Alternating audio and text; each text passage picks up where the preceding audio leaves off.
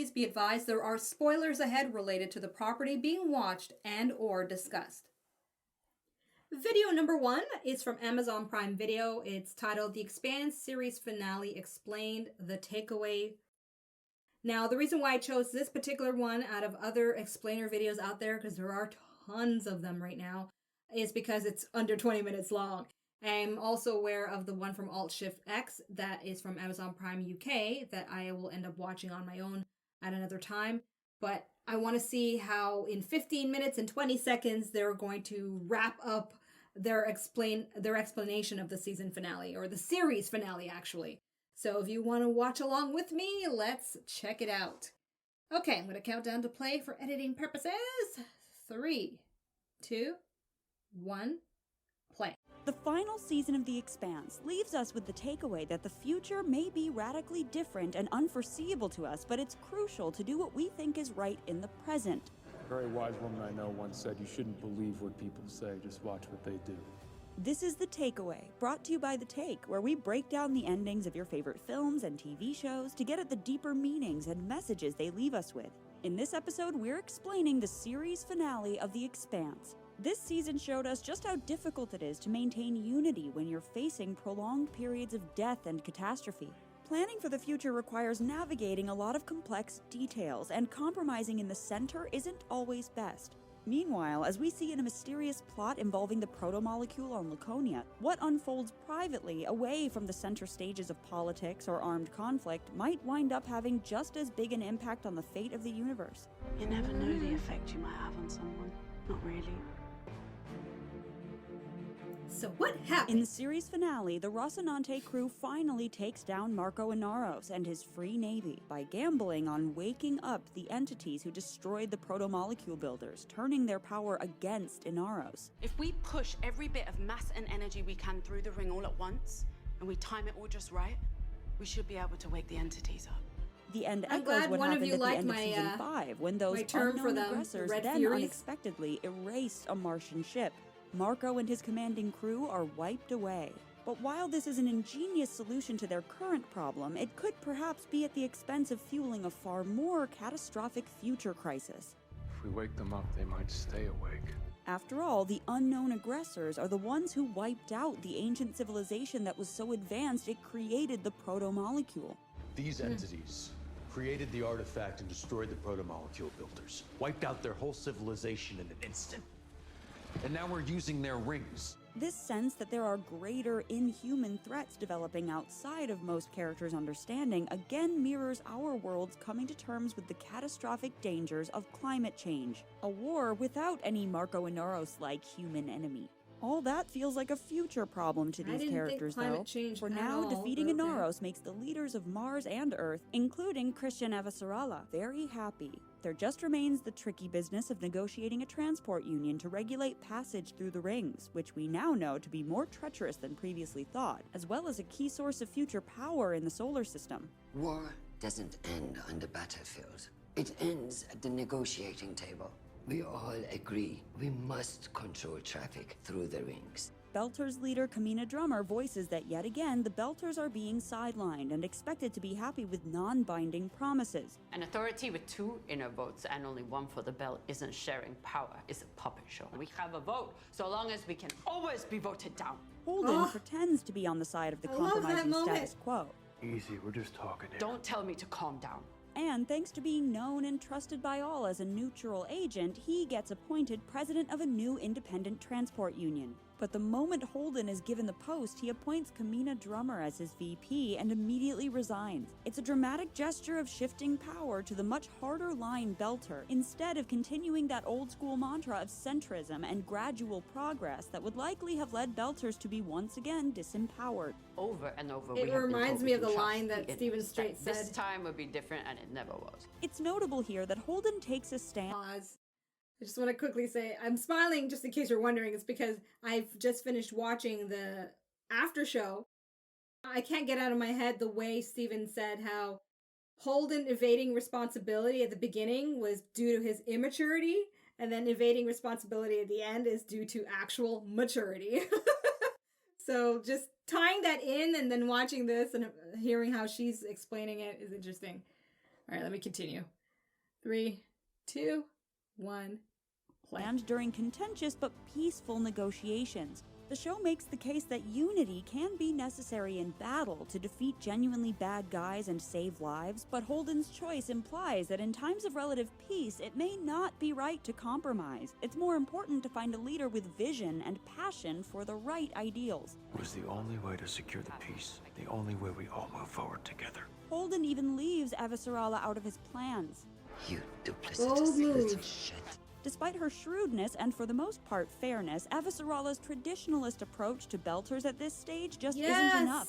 Traditionalist, that was the Need word. to be reasonable. I will not be reasoned back into my place. In the face of impossible complex challenges, it can be easy to rationalize that ethical compromises are unavoidable. Yet Holden's and Drummer's final move reminds us that these moments of crisis are rare windows when power dynamics can be restructured. So it's then that prioritizing social justice and human rights is more important than ever. By the end of the episode, Holden, Naomi, and their crew are back to their norm, being relatively free agents with an unknown future ahead of them, but finding meaning in their Rocinante found family. In the final scene, Holden's brain starts racing ahead to the future, while Naomi tells him to take a break and just relish that they've solved today's problem and they're together. Let's just stay here for a minute. This final line delivers a key message that speaks both to the future of the wonder if Expanse they become and the state of parents our in the psyches future today. books. With today's constant bad news answer cycle, that. we're all too aware that even when we resolve any challenge, mitigate it, or at least survive it, there are countless more that look worse on the horizon. In this environment, it's impossible to ever feel a sense of closure or unbridled hope. So what you need to do instead is pause when you can, appreciate when you have made progress, and take a breath before the next challenge. Live in the now. An open-ended While the ending. season 6 finale is an end to this chapter, the finale intentionally lacks a degree of finality. The show creators have talked about continuing this greater story in a future form, and one of the novel series' authors, Ty Frank, called the finale a pause rather than a true Oh. end. The parallel story Okay, in that's season proof. 6, That's taking proof place enough. during the episode's cold open, is based on the novella Pause. Strange Dogs, which appears to take place between Book 6 and Book 7 of the Expanse novel series. And the plot is a bridge to the story's future, which focuses a lot on the Laconian Empire around 3 decades after the events we've been watching. Laconia is the planet beyond the Ring Gate, where the An last empire? errant bit of proto-molecule has landed, apparently giving the place's inhabitants life-giving or resuscitating properties. These properties are accidentally discovered by a girl named Cara on Laconia, who's amazed by the revival of a dead bird-like creature she cares for. Then, when a tragic accident befalls her younger brother, Cara takes it upon herself to bring him back. I feel weird. What happened? You got hurt. Really hurt. Like, killed hurt. But his waxy black and blue eyes, and our one glimpse into his point of view, show that he's not the same, and seems to have elements of the proto-molecule within him. Everything looks different. His parents find this sight so horrific that his dad even slashes him with a knife, only to watch the wound close up. Still, Cara sees positive potential in the proto-molecule's abilities, and perhaps as a young child, she's not just naive, but also more open-minded. It's okay. So, I if die. Laconia becomes an The doctor will fix empire, me. Separately, we even hear Clarissa, hold while on. referring to power armor created by the proto-molecule, wonder if her dad's faith in the proto-molecule wasn't totally off base. The things my father did, he tried to justify them by saying the proto-molecule was the key to ensuring the survival of our species. Stuff like this makes him seem right.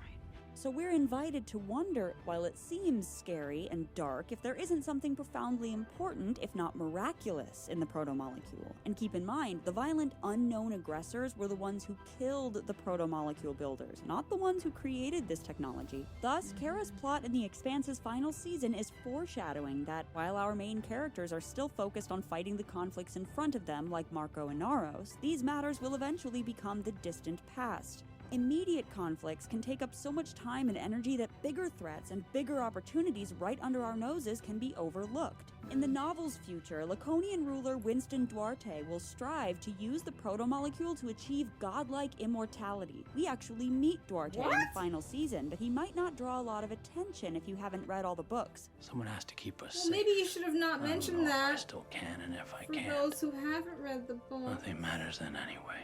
And the belt will become the dominant power in our solar system, showing just how consequential Holden's choice to give power to Drummer turns out to be. I never thought okay. I'd see Ines take orders from a belt. But it's significant that the most important developments in the proto-molecule impacting the future of humankind are happening in the life of this random young girl, who doesn't seem to have much social status or importance in the greater political scheme of this world. Though we're often focused on the jockeying and infighting of who's in power, this narrative underlines that those people don't always wield as much actual power as they think. It's ultimately a younger generation who will have huge effects on where the world or the universe goes next. A little bit too spoilery there. The intergalactic conflict ravaging the Expanse's universe in the final season is likely to make us think about large-scale problems in our world. Contaminants are still rising, even faster than before. As the battle against Inaros' Free Navy continues to cause mass casualties, the wearied spirit plaguing the characters directly echoes the phases of the COVID-19 pandemic. It was easier in the beginning, when disaster That could apply to any kind of disaster, but together to help each I understand As they're initial trying to tie it displays of in. solidarity have given way to increasing Amazon being polarization Amazon. and politicizing of how to combat the disease.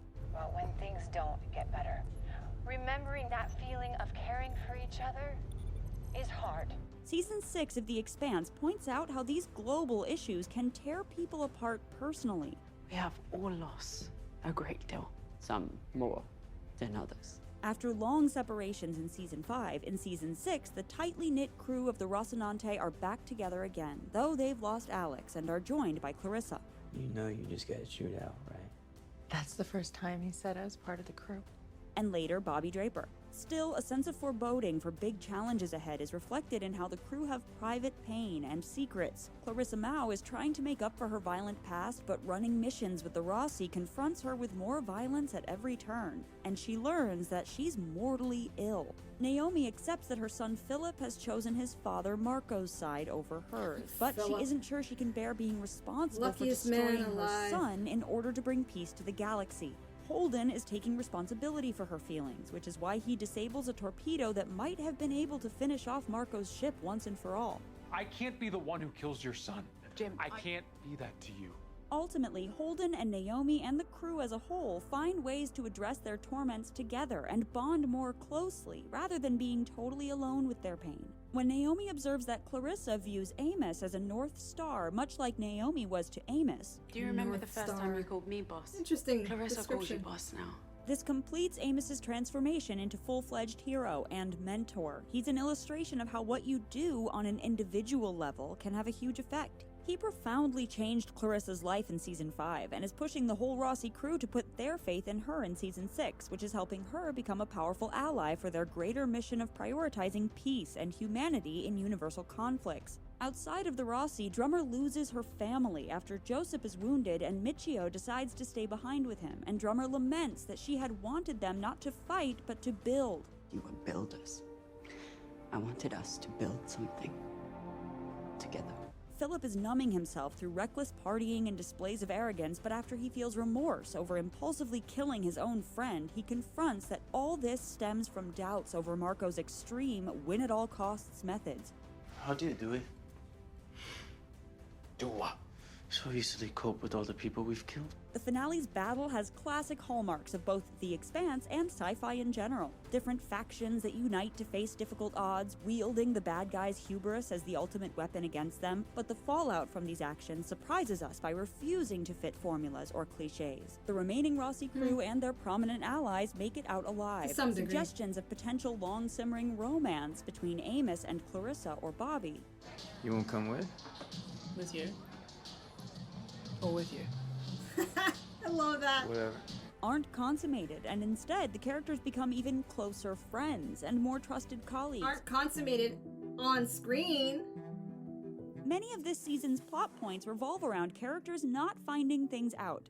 And we still don't know what happened to that proto-molecule sample. Most centrally, we've yet to unlock the answer to the key mystery of what the protomolecule truly is or wants, who its Hence ancient why creators I were, cannot and wait whether to the read the rest unknown of the books. aggressors stayed awake or angry as Holden feared. Or all the The books, final actually. episode's cold open leaves Cara and her brother on the run, while the Rossi crew remains unaware they exist. Naomi doesn't find out that Philip is alive, having abandoned Inaros and taken on her name. You didn't do it for a reward or a pat on the head. Well, that's something to look Or forward more than to. that, If she someone does else's find him life at gets some better. point. But apparently his story's not the same in the For you books, to right? feel good about yourself. So Finally, we as viewers Wow. don't really find out concretely what the Rossi is doing next. You could fly security for freighters.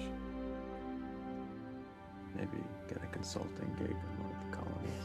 Even the future books leave some of this to the imagination. They may refer Oh, to the okay, adventures she of the just next answered 3 my decades, question. but their action picks up after that. All of these non-reveals together make a point about how much we always don't know about the universe around us. The universe never tells us if we did right or wrong.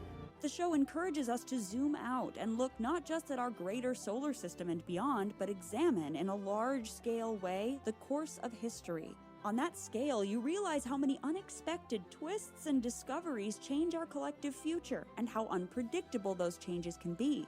All you can really do is set your sights on the bigger picture, look clearly at the information in front of you, be willing to do what's right even if it's not the easiest or most popular decision, and be open to discovering the most mind-blowing, unexpected truths about how the universe works. So what did you think of the Expanse series finale? Let us know in the comments, and be sure to subscribe to the Amazon Prime Video channel. okay, that's enough on that one.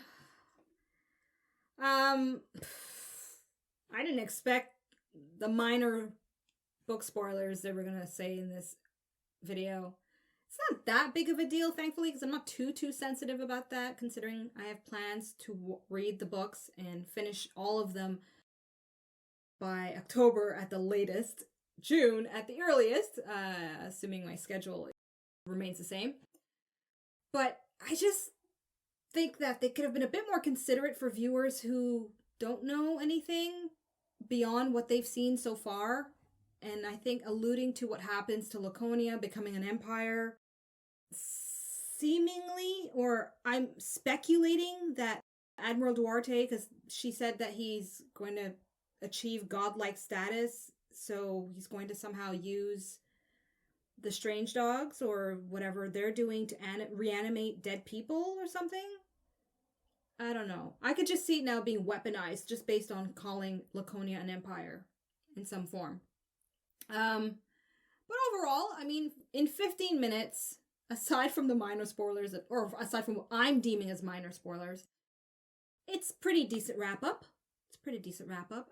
But anyway, let's now move on to the next video. The rest of the videos I have, the next 4, are a lot shorter, and they dealing with more specifics about episode 6. Okay, let's do it. This second video is called Battle Breakdown, the Expanse Season 6 finale. And this is from the channel dark_ops16. Link in the description box for your reference. And I had said previously that the following 4 videos that I'm going to be watching are related specifically to episode 6. I meant to say season 6, not episode 6. All right, so let's press play on this one. It's about 8 minutes long. I don't know what to expect. This is not a channel I'm familiar with. I just saw the title and I'm like, oh, that looks interesting. And I like watching the visual effects of the battles that happen on the screen. And I want to see how they present this, how they present the situation with the battle breakdown in the season 6 finale episode. Okay, I'm counting down, starting at 3, 2, 1, play. Well, well, well. Welcome one and all to the muchly anticipated Expanse finale breakdown. Well, muchly anticipated, at least for me. Well, ladies and gentlemen, there it was, the show finale of The Expanse. Before I get into the battle breakdown, however, I just wanted to say that this finale was fantastic. It was the perfect mixture of dialogue, emotion, visuals, and combat. Props to Daniel Abraham and Ty Frank, as well as Naren Shakar for making this beautiful episode and show possible. Lest I forget, I have a huge appreciation for the soundtrack, and Clinton Shorter did not fail to impress me yet again. Anyways, let's get right into the video. This one's a long one. I guess long for him is 8 minutes long.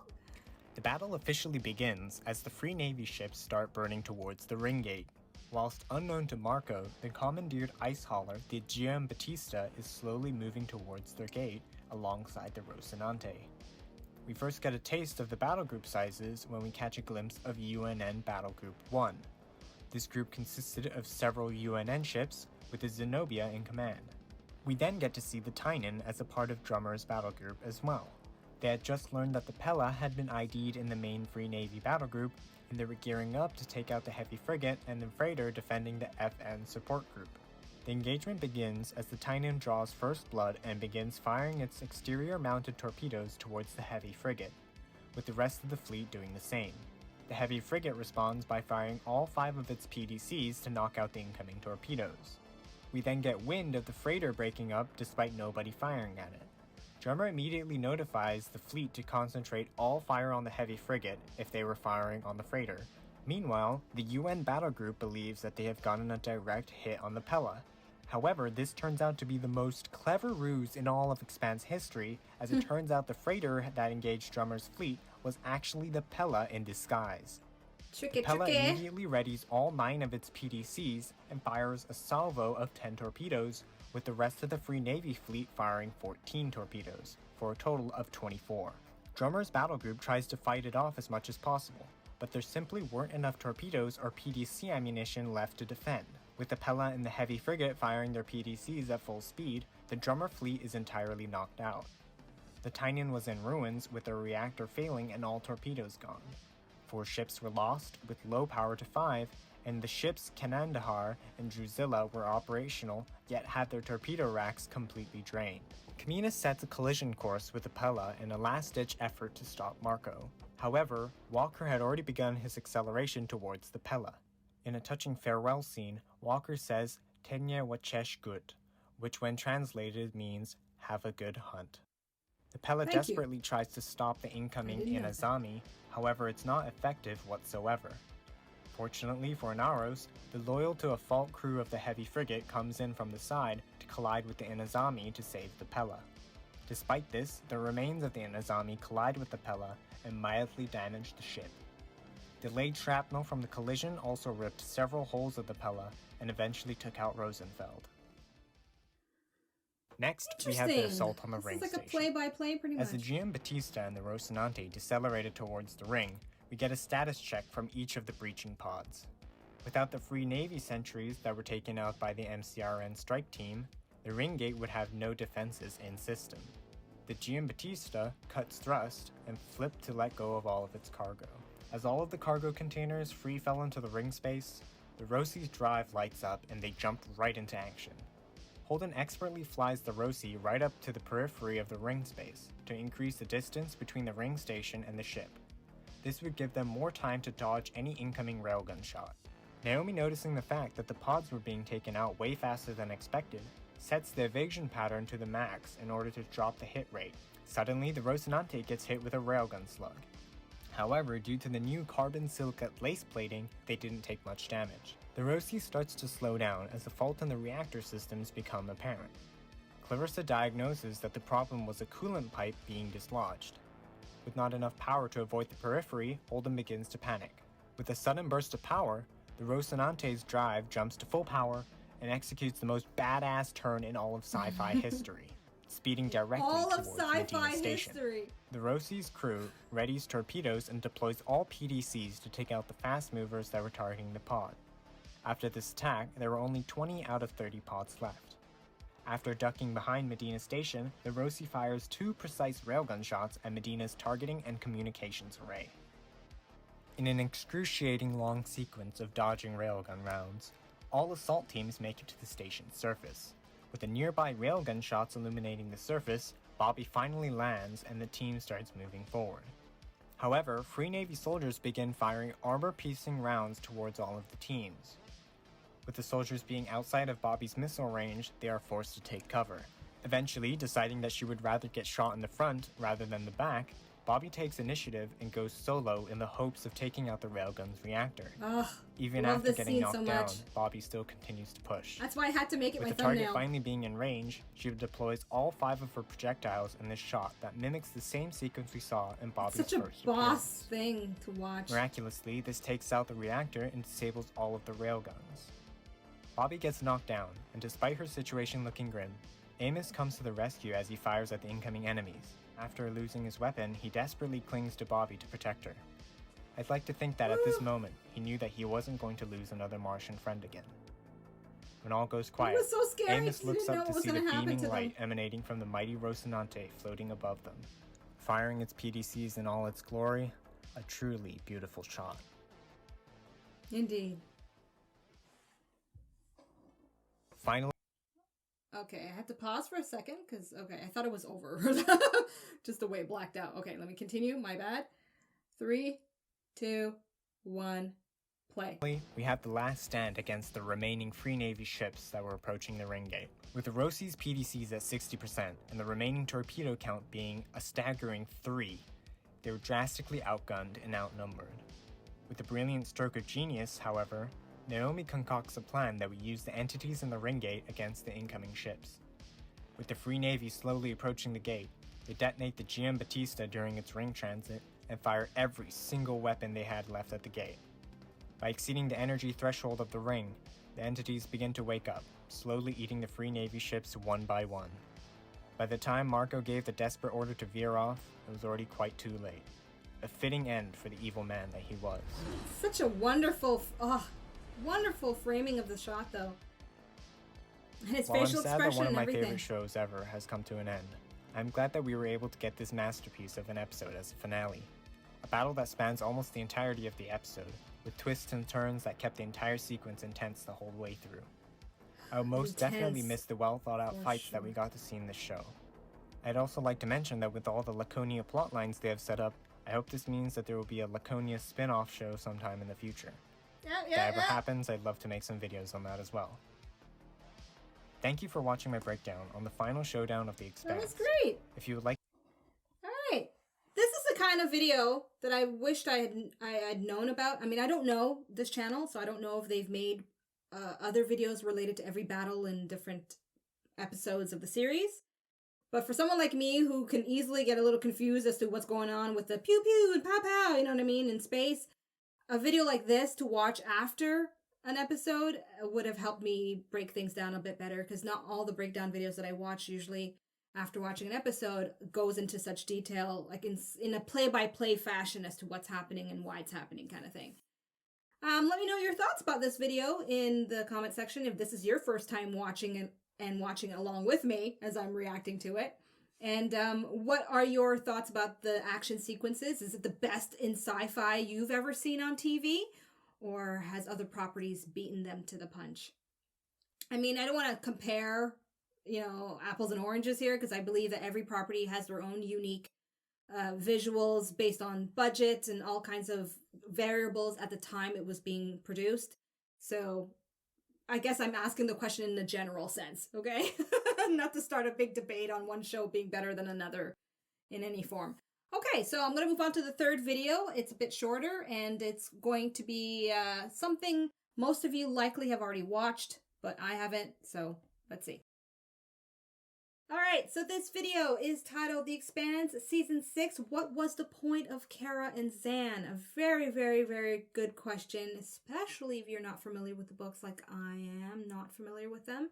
And I'm pretty sure that there has been a lot of questions about that from viewers, as I've noted in my comment section from the reaction video I had put up for episode 6. So this video is brought to you by Pete Peppers, one of the major channels that does review content related to The Expanse. And yes, the link for, of course, this video is in the description box for your reference. So let's get to it. It's about 9 minutes long, and I'm looking forward to seeing how he explains the importance of Cara and Xan, which I have a feeling is going to tie into pretty much the way the explainer video, the takeaway video from Amazon explained it. I'm just wondering how spoilery he'll get. So I'm giving you a heads up. I don't know if he's going to put up a spoiler banner about the future books. And if he does, I'm going to stop the video. because I kind of don't want to know more than I've already been spoiled on. Because I'm going to read it eventually, but I'm just not ready to hear it from a video. So, yeah. It's weird saying it like this in this moment as I'm recording because I don't know yet, right? And I can't vet these videos and I don't have anybody to vet them for me. Otherwise, there's no point of a reaction. So here we go. Let's just go for it and see what happens. 3, 2, 1, play. If I die, the dogs will fix me. But Pete's pretty good at putting up spoiler warnings, so I'm trusting he may keep it general. Hey guys, Pete here. Today I've got a quick Expanse video to address some questions about the finale and those opening scenes on Laconia. I also have to mention that today's video is brought to you by Squarespace. Stand out online with a professional website, online store, or portfolio with Squarespace. The Expanse Season 6 is the final season of the series as far as we know. There are 3 more novels that continue the story, and we do hope that they will someday be adapted, but for now this is all there is. So a lot of viewers have been asking what was the point of introducing us to Cara and Xan. This clearly sets up things for later, so why take time out of each episode if you're not sure you're ever going to be able to pay things off? We got into this in the finale live stream discussion we did, and I was the only one that seemed to be in favor of including the scenes, and also happened to be the only one who'd read the complete story through book 9. So in this video, I'll reiterate the point I made there, and there's also an interview with the creators that we can look at where they were asked the same question and addressed it. For spoilers, I'll be talking about everything that happened in the show through the season 6 finale and some details from the Strange Dogs novella. If you're not caught up, then this video might not be for you. And with that out of the way, let's jump into it. So there's one thing that influences my thinking that you might have missed in the show's version of Cara and Xan's story. For background, Cara and her family came to the planet with the initial survey group from Earth, and then the breakaway fleet arrived from Mars and essentially took over. There's a classroom scene where the soldier who's talking to the kids says, "Those of you who've been here longer can help people like me who came later by telling us about anything that seems different or changed, especially in the last few weeks." He doesn't really explain why he wants to know this information. In the book, he says you've probably noticed that the orbital platforms have been activated, and in the show you're just supposed to put that together when you look at all these scenes as a whole. And they show you this rather than tell you when Duarte's looking up and you see that there's some kind of construction going on.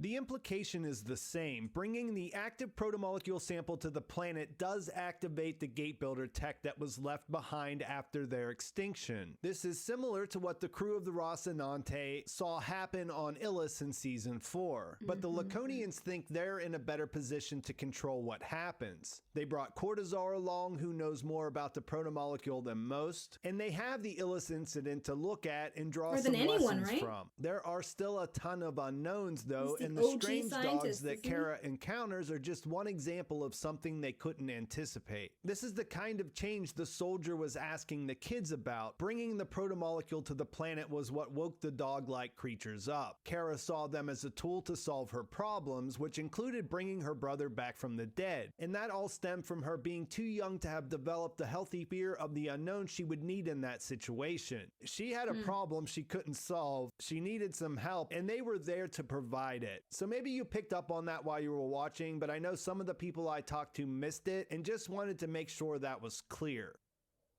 Fair enough. In a Polygon interview that just came out with the showrunner Narain Shankar and the 2 authors Ty Frank and Daniel Abraham, they asked them why they wanted to include Strange Dogs in the first place. The showrunner said it was a way to connect the events of season 6 to the big questions that ended season 5. It was about who Marco was working with, how he managed to get a hold of the Martian ships. He paid them with the protomolecule and Cortazar, so they thought they should show what happened when they took that through the ring. Plus, you had the ending of season 5 where you saw the bar Keith get eaten as it transited the ring. He said there was a way to deal with all these questions and also not lose some focus on the protomolecule, which was really the thing that has always been at the center. I absolutely agree with this and would add that introducing what's happening there is important for when you see Duarte refuse further help to Marco and tell him that they're cutting off access to the Laconia ring. This sets up a nice enduring mystery, something to think about, to contemplate after everything is wrapped up in Soul System. I think for those reasons alone that it's worth including, but I think there's a better reason baked in, and I'll get to that in a minute. After I talk about something much less mysterious, the sponsor of today's video is Squarespace. Recently, I wanted to put together a website, and I found Squarespace.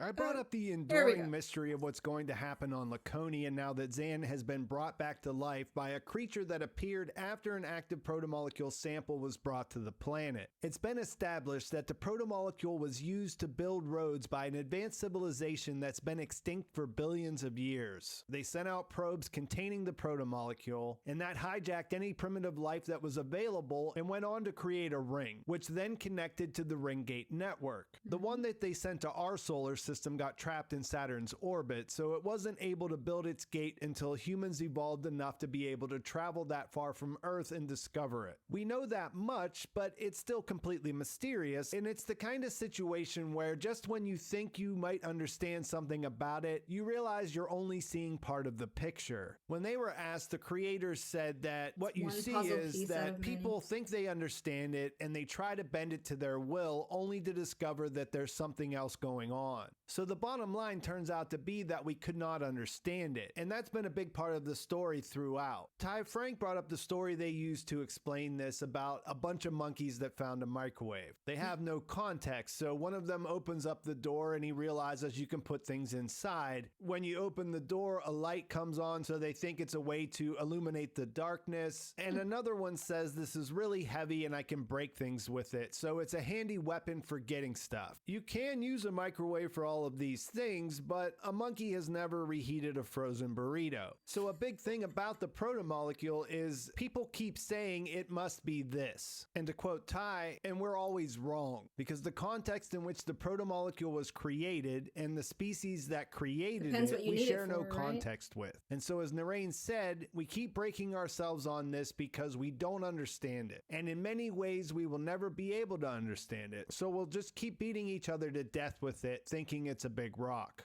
And I think that's why it's important to include this story as part of Season 6, which all things considered had a hopeful and somewhat happy ending. At least the war came to a conclusion and humanity moved in a positive direction in relation to the divisions between people in our solar system. The point being that humanity is complicated, but we do skew more towards good rather than evil. And this shows how delicate any progress that comes from that can be. With something like the protomolecule, there will always be someone who will emerge to try to use it to their advantage. And what I always liked about the story Strange Dogs was that it was told from the perspective of a child. In a lot of ways, humanity hasn't behaved much better than children in their interactions with it, or if you prefer, than a bunch of monkeys who discovered a microwave. Part of what drives men like Jules-Pierre Mao, or in this case Winston Duarte, is the belief that if they don't try to control the protomolecule, someone else will. And they aren't necessarily wrong about that. In my next video, I'll get into why Duarte made his move through the Ring Gate, and for now, I think this is a good place to leave things. Let me know your thoughts about including Cara and Xan's story in Season 6. Fair. That's good. Oh. I knew I could count on him to just, give me what I need to know without diving into further things. And it's a great way for his channel to break things up and add more videos. So that's great. I mean, if you're one of those viewers that you're not familiar with the books, you're like me and you want to maybe eventually read it. Were you very concerned about the plot line with Cara and Xan? Watching a video like this, perhaps reading the interviews with Ty Frank and the showrunners, or did that help to alleviate your concerns about it? I said in my reaction video to episode 6 that I think it's a genius move because I'm one of those viewers that takes it as something to look forward to, and it builds my confidence that they have plans for a spin-off show. I just can't see how they wouldn't have plans for that. And when you are planning to interject two storylines together that way, there's foresight for what could be ahead. But regardless, let's say none of that was to come for maybe the next 5-10 years. I know for me, it motivates me to go and read the books. Go and check out the source material. Get more information so that when those projects do come around, whether it be on TV or perhaps in movie form, because I think I read something about a possible feature film of The Expanse. Oh, that'd be pretty dope. But whatever comes around related to The Expanse, I'll feel more informed as a book reader, like many of you. And if they deviate a little bit here and there for the sake of the medium to which they're choosing to present their project, it's okay, you know, it's okay. I still have the goods that are usually from the source material. So I'll leave it at that for now. Let me know your thoughts about this video in the comment section if you have any specific things you want to address. And let's now move on to the second last video. And yeah, let's go. This next video is titled The Biggest Unanswered Questions from The Expanse Season 6. It's from the mega channel Looper. Link in the description box for you. All right, let's press play on this puppy. I want to see what those questions are. It's probably questions we've already answered in previous videos, but I'm curious to know how they word it, how they present it, you know, from what perspective they're coming from. Is it from the perspective of, as being book readers, or is it just TV viewers who don't know anything about the source material, you know? I'm just curious. All right, let's go. 3, 2, 1, play. Will the ring entities prove to be a threat in the future? What's the deal with Cara's resurrected brother? Here are the biggest unanswered questions from Season 6 of The Expanse. Admiral Duarte is first mentioned in the final episode of Season 5, when Admiral Sauveterre congratulates Marco on behalf of Duarte, and informs him that the Laconia system is now under their control. For book readers, this is a tantalizing morsel, as Duarte is the villain of the 7th and 8th Expanse novels. Although that story takes place 30 years in the future in the books, the show indicates Duarte has already started down whatever path he plans to take. Duarte is one of the leaders of the rogue Martian faction that exchanges the Martians' advanced weapon technology with Marco for a sample of the proto-molecule and the proto-molecule expert, Dr. Paulo Cortazar. His choice to settle on Laconia appears to be strategic, as at the end of Season 5, an alien spacecraft is seen hovering above the planet. When Duarte finally appears in the 4th episode of Season 6, he is interrupted at a funeral by Cortazar, who arrives to inform him that he's made contact with a dormant alien craft, presumably by using the proto-molecule. In the series finale, Duarte is shown looking up at the craft, and then later in the episode he brushes off Marco, informing him, "You were a useful distraction, but I have gods to kill." While it's not clear what this means, Duarte seems to have big plans that involve using the proto-molecule to gain power over alien technology. Throughout Season 6, the story of young Laconia girl Cara gets more attention than that of Admiral Duarte. From the first episode, it's clear that Cara spends a great deal of her time with the native wildlife of Laconia and seems to know all the species. Yet on a trip to the forest, she discovers a new animal tentatively looking at her, which she labels a dog. When one of the birds she knows gets sick and dies, the Laconian dog resurrects it, and Cara is elated to have it back. You fixed her. You fixed her. You fixed things. Shortly I'm so afterward, curious her to younger know brother if Xan dies Cara's after being hit by story a is car. continued in Not the wanting to lose her brother, Cara upcoming takes books. Xan's body to the Laconian dogs in the forest, and after he's been resurrected, brings him back home. Instead of being happy to see their son alive, however, Cara's parents are terrified. Cara's father even brandishes a knife against Xan, but a gash he inflicts on Xan's hand heals almost immediately. Realizing the adults could take him away again, Cara escapes into the forest with Xan. There, the show depicts the world from Xan's point of view, a perspective filtered through the blue lens of the proto-molecule. Like others who have been infected by the proto-molecule, Xan retains some of his own memories, but he's not entirely himself either. And that means he is probably exceedingly dangerous to everyone on Laconia, starting with Cara. In Season 6, Holden learns that some ships went missing while passing through the ring gate. It's like a hole suddenly opens in the floor. And if someone falls in, they're gone. Holden suspects this is the work of angry alien entities within the ring that may be waking up because of the humans now slipping through. To Holden, this is a bigger problem than even the war between the inner planets and Marco. Not only does it mean that some ships are vanishing without a trace, but it also means the whole system could incur the wrath of the aliens that eradicated the proto-molecule's creators. Holden's initial impulse is to tell everyone about the problem, including Marco. But it turns out to be a good thing that he doesn't. In the final battle with Marco, Naomi and the crew of the Rocinante use this knowledge to their advantage. Notably, Marco manages to defeat the Inners and is on the verge of victory. But as he approaches the ring, the Rasi pushes anything they can through it in order to reach the energy threshold that will trigger the ring entities. Ultimately, Marco and his ship dematerialize. Yeah, I thought it was totally fair, you know, to share that info. War. However, as Holden observes, this could also wake the ring entities permanently. While things seem quiet in the immediate aftermath of the battle, could the entities already be awake? Or will something else trigger them, leading to even more problems than Marco? In the last few moments of the series finale, it's revealed that Philip doesn't perish on the Pella with his father Marco, as his mother Naomi Nagata believes. Instead, he takes a ship and leaves the Free Navy before the Pella gets to the ring. In Season 5, Philip reunites with Naomi for the first time since he was a toddler, and although Naomi tries to rescue him from Marco's toxic influence, Philip ultimately rejects Naomi in favor of the father who has always been there for him. Everything my father told me about you is true. Don't go, Philip, please! Even though she mourned the loss of her son, Naomi seems to have made her peace with her choice not to sacrifice herself for motherhood. On the other hand, meeting Naomi leaves Philip remarkably conflicted. In the season's early episodes, this causes Philip to act out and rebel against his father. Later, he starts to realize that Marco lies and manipulates people, including him, to get them to do what he wants. By the time the final battle arrives, Philip has grown so disenchanted with Marco that he finally breaks free from his father and even decides to take his mother's last name. This leads to the inevitable question of whether mother and son will ever reunite.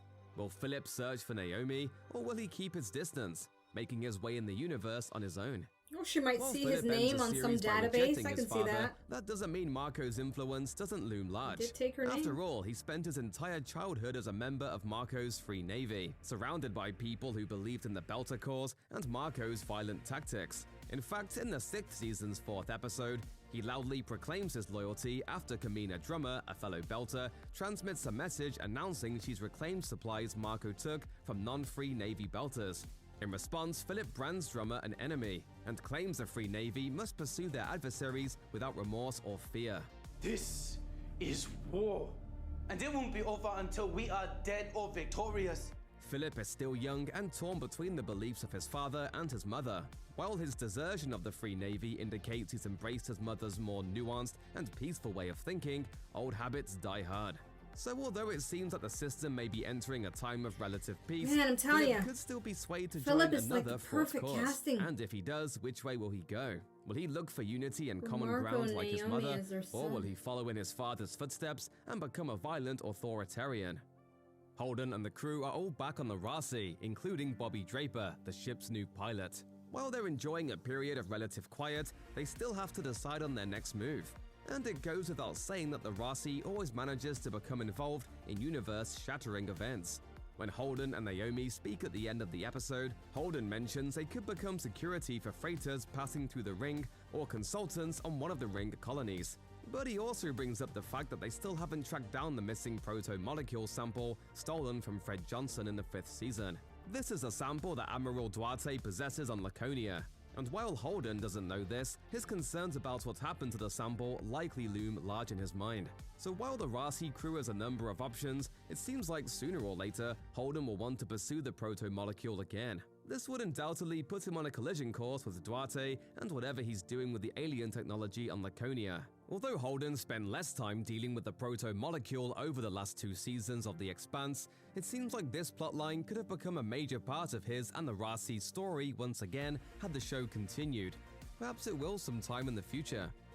One of the outcomes of the war with Marco is that the Belters gain a seat at the negotiating table.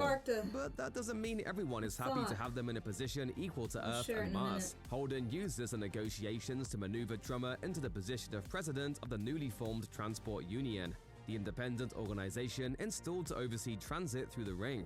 As he observes in the series finale, this upsets quite a few people. You duplicitous little shit. was the only way.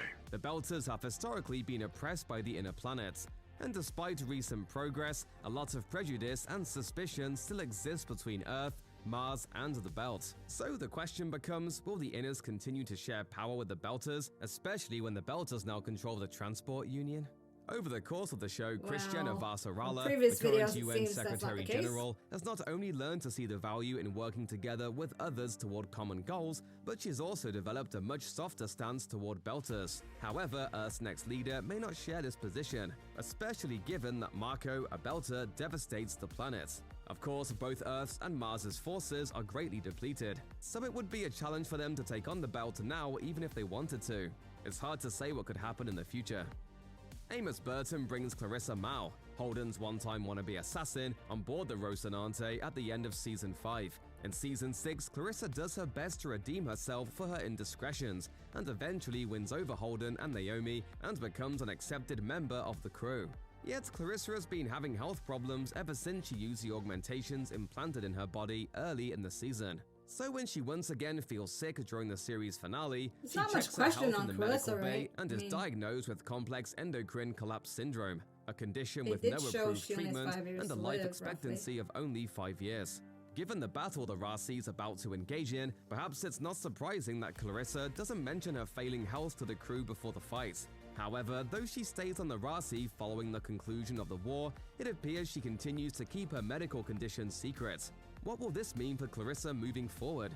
She still feels incredible remorse for the life she took in pursuit of Holden, so perhaps she feels she's getting what she deserves. But it's also possible Clarissa could find a doctor or experimental treatment that could help her to extend her life. Will she continue to suffer in silence and accept her fate, or will she decide to fight for her life? If you don't like waiting and hoping for a continuation of the series, the books are sitting on the shelves at the store, waiting to be read. Check out one of our newest videos right here, plus even more Looper videos. Okay, so stop on that one. It actually sparked a bit more questions, or I wouldn't say questions, but light theories about possibilities to happen in the books, right? And this is not the video for me to go into that. I'll probably touch on it in my final video related to The Expanse, which will be my season ranking. Okay, so when it comes to this, though, I mean, the questions they were asking were very general, thankfully. And it's the kind of questions you would normally ask, like, right after watching the episode and then get some of those answers from the other videos that I was watching. So I don't have much to say on it. Except for there was a thought I was going to mention, and I actually forgot it now, but please give me a second here to think what I was going to say. Yes, when he was talking about Admiral Duarte being a villain, so that's kind of a extra spoiler for me, but it's not a big deal. It's minor. And perhaps it was already being shown that way anyway. I just never read it that way, and I'm a bit slow on the uptake at times. Maybe most times, but... All right, so what I was getting at was the fact that Holden, in Season 4... And I'm not asking you to validate this. I'm just saying this is what's popping to mind based on watching this video and based on just a quick commentary about Holden and his possible future related back to the protomolecule. Because when he's guided to the ring station by Detective, Proto-Detective Miller, he accesses their database. I don't know how to word it, but you know what I'm talking about. That scene where he accesses the protomolecule structure and he gets the visions of what's likely to come and what's happened kind of thing related to the builders being wiped out and so forth. But what this video somehow prompted in my mind was to think that perhaps that imprint, and I may not be using the correct terminology, but impression perhaps, that physical impression, because it was a physical thing on him, maybe it's sort of stamped in a connection that he may use to communicate with these Red Furies or unknown aggressors, or the technology related to the protomolecule might recognize Holden somehow. I know I'm not wording this right and I'm probably confusing some of you, but I guess in a nutshell, I'm connecting dots like Holden, protomolecule, what happened to him on the ring station, could it all come full circle to give some kind of conclusion or finality related to the builders of the protomolecule and its purpose? Who knows? Something along those lines. I'll stop there. Let me now move on to the last video that some of you might enjoy, maybe not, and maybe there's a portion of you that may not enjoy it, but I am just curious about it. So here it is. It's coming up. This last video is titled, The Expanse Season 6 will be the last season ever. In capital letters, ... Here's why! ! From the channel Show Frenzy. And it was published in October 2021. And the main reason why I chose it as my last video, it's just under 10 minutes, not too long, is because when it comes to any property in mainstream media, whether it be on TV or in movies, I personally have a weakness for videos that like to speculate beyond the obvious, kind of in rumor territory. And it's interesting to read the comments, which I'm really eager to read after I watch this video, because, you know, on one end, it's rumors related to controversy that the showrunners or Amazon or whatever production company may not want out there in the public. And these kinds of channels that like to take these rumors and kind of spin it into something for viewers to think about or chat about, or, you know, simply just to get attention, I find them very fascinating. And I just want you to know, I'm going to take everything with a grain of salt. I don't know what merit any of this stuff in this video will have, but if it does, I'll give you my 2 cents worth, and you're more than welcome, of course, to share yours in the comment section. So, you know, humor me by watching me watch this video and see if it means anything at all. Okay, here we go. Counting down. 3, 2, 1, play.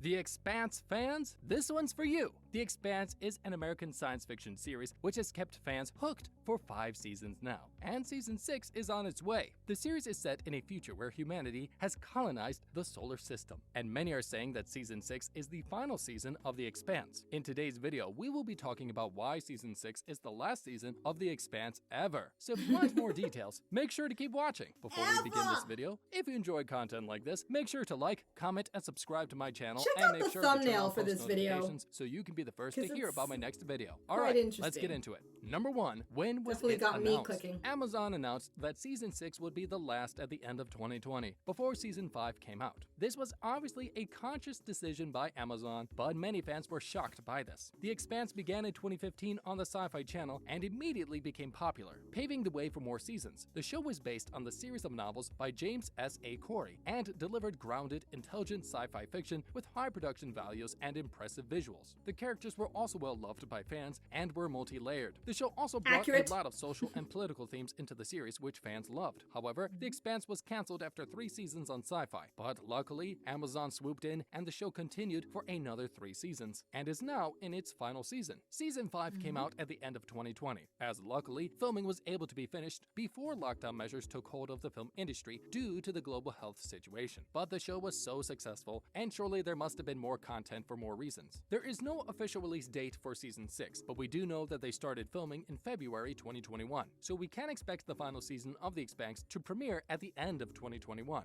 So why will season 6 be the final season of The Expanse? Let's look into some of the possible reasons. Number 2, the content. There are 9 books in the original series of The Expanse, but the show is based exclusively on the first 6. This could mean that there was no more content to keep the show moving forward, and it was at a good place to end. However, the show obviously won't have the same ending as the books, so why would they want to end so abruptly? Sometimes creative teams can't find anything interesting to keep the show fresh and watchable anymore, and this could definitely be a huge factor. Perhaps ending the show at season 6 will keep it interesting instead of forcing new content that nobody is really passionate about. A lot of shows have run for many seasons, but later the producers have said that the last seasons weren't just as good because nobody was super passionate about the ideas anymore. So for the sake of the show, maybe ending it at season 6 is a good idea content-wise. Number 3, money. Of course, money is a huge factor when it comes to renewing shows. If the show doesn't meet the quota or doesn't exceed it, a lot of the time it will will get canceled. Depending Production on how much companies have a lot Amazon of other wants to shows give. and ideas they want to try out, and if one isn't working, they won't wait around for success. They'll just simply move on to another idea. The Expanse per episode budget has never been made public, but one of the producers confirmed that it was pretty high via Reddit. With any sci-fi show, budgets will usually be pretty high because you need to build a set and sometimes set aside a budget for post-production and special effects. The Expanse films in Toronto, and their set is approximately 80,000 square feet, so this definitely doesn't come cheap. Even though The Expanse has gained popularity, it hasn't gained so much popularity that they are exceeding how much the show is expected to make, which could also be a huge reason why Amazon decided that season 6 will be the last. And even though Amazon took The Expanse from Sci-Fi, its IMDb score didn't increase dramatically, and neither did its viewers. Amazon was probably hoping for a surge in fans and popularity, but unfortunately this didn't happen. There were still the same diehard fans of the show as before, but Amazon definitely wanted the show to grow bigger. Even though The Expanse didn't attract the numbers that Amazon wanted it to attract in order for it to go on, it at least held some kind of popularity since Amazon renewed it for season 6. This way we get to see some kind of ending for The Expanse, even though it won't be the same as the books. Number 4. The plot issue. This is another issue for producers that many didn't consider, but if you think about it, it probably makes a lot of sense as to why The Expanse is ending at season 6. If it were to go ahead according to the books, season 7 would have a 30-year time jump, and many producers already expressed their concern for this before. This is a pretty big issue for writers to overcome, as they would have to think about how they could do this in the right way, and also whether actors would need to be replaced or wear makeup to appear older or have CGI done to their faces in every episode. This appeared to be a pretty big challenge for the writers and producers, and it is definitely easier to end it at season 6 and not have to worry about the 30-year time jump in season 7. In past interviews, the production team has said that they were considering different ways to deal with the time lapse, as it is vital to the story as a whole, but never mentioned if any decisions were made about it. Therefore, ending the show at season 6 means that the character stories can wrap up in a meaningful way, and also that they don't have to deal with a major change in the storyline, because if it was handled incorrectly, it could have led to a major downfall in the ratings of The Expanse anyway. Number 5. Will the plot of season 6 change from the books? We don't actually have any information on this, but what we do know is that there might have to be some slight changes in order to wrap up season 6. Season 5 left us with many loose ends, and we're sure to see even more drama unfold between the planets in season 6. So if there's anything that we can confirm, it's that season 6 might be the craziest one yet, having to deal with tying up loose ends from season 5 and also somehow wrapping up the whole show to make it make sense for all the characters. This way, the ending probably will not be the same as the books, because the books are set to go on for 3 more books after. But the writers have said that they're looking at ways to have it still make sense with the books, but also wrap up the show in a way that will make sense to the audience and to the storyline. We'll just have to wait and see what happens with the ending, but we can be sure that it will still be something fans will love, as the writers have never let us down before. Number 6. Will the cast return for season 6? Makes me now want to go see if he's made an updated video. Season 6 is because many cast members dropped out of the show, but this has proven not to be true. In fact, it is not a cast issue at all, and many cast members will be returning for season 6. Stephen Strait will return for the main role of James Holden, as well as Dominic Tipper playing Belter Naomi Nagata, Shohreh Aghdashloo playing Christian Avasarala, Wes Catham playing Amos Burton, the trusted mechanic, and Frankie Adams playing Roberta Boppy Draper. Other actors returning to the show are Tim his McKay, name pronounced Catham? and Keon Alexander. I've been the saying only cast Chatham. member who will not be returning is Cass Avnar, following the death of his character Alex in the Did he finale say of season 5. Even though his character does not die early in the books, he was killed off in the show following multiple allegations of sexual harassment against the actor. So now that we know that most of the cast will be returning to season 6, we can be sure that it will be a good one. And finally, number 7. Would The Expanse ever continue? Even though season 6 is said to be the last season, is there a possibility that The Expanse could continue in the future? Well, creators Daniel Abraham and Ty Frank have openly said that they consider the show ending at season 6 as more of a pause and not a conclusion. Does this mean that they are possibly looking for new production companies? Or perhaps they're waiting long enough that when the cast gets older, they can actually come back for the time jump, which would be the most epic reunion ever. Even though this kind of seems too good to be true, it is a nice thought and you never know what could happen in the future. Although there have been no official announcements that the show will continue in the future, all the fans can do is hold out hope, and who knows, maybe The Expanse season 7 will come in due time, or maybe the creators are working on something even better for them. And that concludes today's video about why The Expanse season 6 will be the last season ever. What are your thoughts on this? Let us know in the comments below. I will show Thank you so much. Not in your comment section.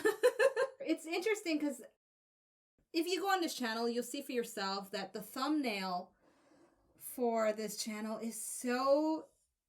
It's very baity. It's very baity, you know, and it works. I can't deny it works, but I have mixed feelings sometimes when they do that in the thumbnail and then you watch the video and it's just very plain information. Okay, anyway, so I'll just leave it at that.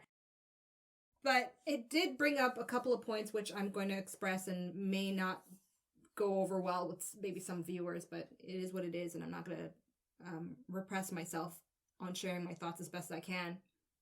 Okay, so I hope that the showrunners not only have their plans to spin off The Expanse with the Laconia and all that, that makes total sense. And the valid point he definitely made in this video is that if they're going to jump 30 years ahead, that in and of itself with its own production value and the characters involved might actually create more problems, right? So I totally agree with that.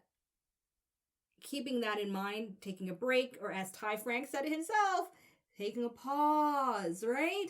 It's only a pause, and then resuming with a new series, preferably not under the Amazon umbrella. I'm an advocate for them finding another production company because, without giving away spoilers or extra information that's completely unrelated, you know, this video I want it to be focused on The Expanse, but without going too much into it, I'll give the example. Let's take the Wheel of Time, or some like to call it the Waste of Time. Series, right? That is produced by Amazon, and the amount of promo for that show was insane. Insane. And if you've watched the series, whether you liked it or not, you can't deny that there is currently a lot of controversy about aspects of it in terms of how they try to adapt it from the series of books, which I'm a huge fan of. So essentially, I just hope they end up with a production company that will give them more creative control and less bullet points or check boxes from the higher ups, right? The investors. It's the whole thing there behind the scenes with business. And if you know this business well, you know what I'm talking about. I just hope that they are able to find a production company that will give them as much creative control to keep the story pure and keep the story relatable for book readers and non-book readers, and not alienate certain groups of people, and allow it to be more inclusive with a global audience, and, you know, just be a great story, just the way it was, in my opinion, for seasons 1, 2, and 3, and 4 as well. So I'll just leave it at that for now. Overall, that's my reactions to these videos related to season 6 of The Expanse. I have a few more thoughts about season 6 that I prefer to share in a more streamlined fashion, starting with my episode ranking video for season 6, which will be posted on January 28th around 8 p.m. Eastern Time. So look out for that video where I'm going to break down some of my thoughts about each episode and where I rank them from best to least best, you know, from number 6 to number 1. So overall, I hope you've enjoyed this video. I very much look forward to reading your comments. And until my next video upload related to The Expanse, I'm Asha, tuning out. Peace. Thank you so much for watching. Be sure to subscribe and check out my other videos.